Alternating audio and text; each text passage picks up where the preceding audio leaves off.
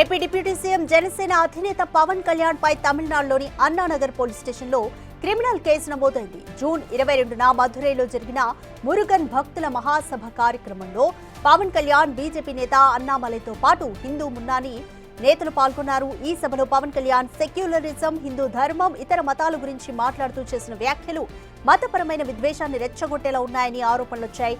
దీంతో అన్నానగర్ పోలీసులు పవన్ కళ్యాణ్, అన్నామలై, ఇతర నిర్వాహకులపైన కేసు నమోదు చేశారు. మోర్ డీటెయిల్స్ మా ప్రతినిధి దామోదర్ అందిస్తారు. Damodar, AP deputy CM Pawan Kalyan పై తమిళనాడులోని అన్నానగర్ పోలీస్ స్టేషన్ లో క్రిమినల్ కేసు నమోదైంది. ఎటువంటి వ్యాఖ్యలు చేశారంటే మతపరమైన విద్వేషాలు రెచ్చగొట్టే వ్యాఖ్యలకు వాళ్ళు ఫిర్యాదు చేశారు. పూర్తి డీటెయిల్స్ ఏ విధంగా ఉన్నాయి?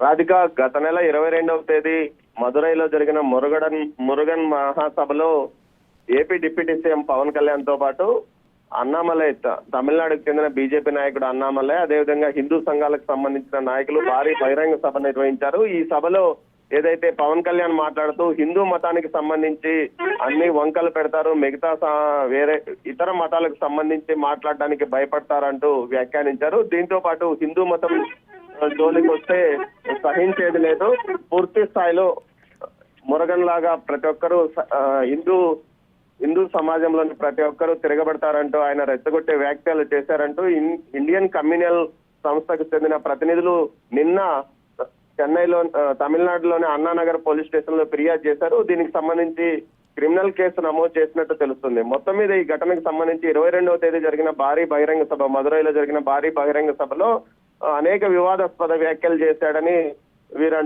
ఏదైతే వారు ఆరోపించారో దీనికి తగ్గట్టుగానే ఏదైతే ప్రభుత్వం కూడా ఈ విషయాలను అదే రోజు, ఏదైతే డిఎంకే ప్రభుత్వం కూడా అదే రోజు దీన్ని వ్యతిరేకించినట్లు ప్రకటన కూడా జారీ చేసిన నేపథ్యం. మొత్తం మీద అయితే ఆ రోజు జరిగిన సభలో హిందూ మతాన్ని మాత్రం కించపరుస్తూ మాట్లాడే వ్యాఖ్యలు చేసే వ్యక్తులను ఎవరిని వదిలిపెట్టబోమంటూ చాలా సీరియస్ గా జనసేనాని హెచ్చరించిన నేపథ్యం. ఆ తర్వాత దీనికి సంబంధించి అనేక ఖండనలు, ప్రతిఖండనలు చోటు చేసుకున్న నేపథ్యం. తర్వాత నిన్న ఏదైతే ఇండియన్ కమ్యూనల్ సంస్థకు సంబంధించిన ప్రతినిధులు అన్నానగర్ పోలీస్ స్టేషన్ లో ఫిర్యాదు చేశారో దానిపై కేసు నమోదైంది.